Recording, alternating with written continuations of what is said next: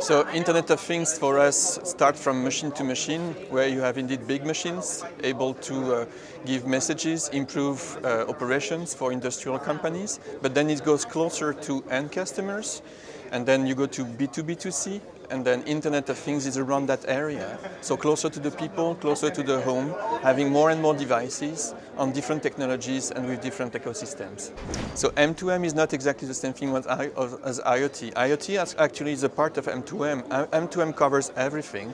It's machine to machine. IoT, it's Internet of Things, meaning that you get smaller elements connected to a data center, enabling that information to be available to end customers or to larger companies. And then it leads to big data.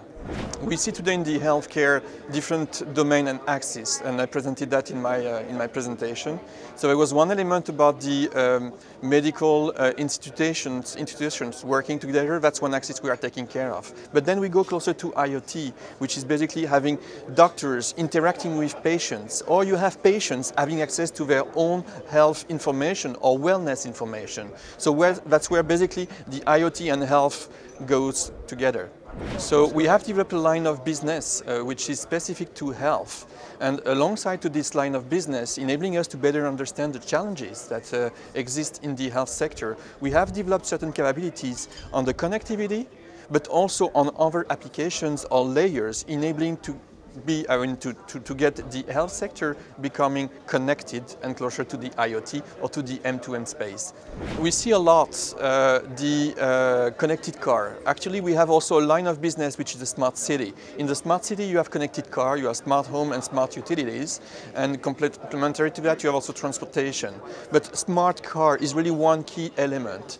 So it's driven by the original equipment manufacturers, so basically the car manufacturers, which are pushed by regulation to put a SIM card in their car in order to basically address emergency call elements. But then alongside to that emergency call, they can address also new services. And there are a bit more than 300 million cars in Europe.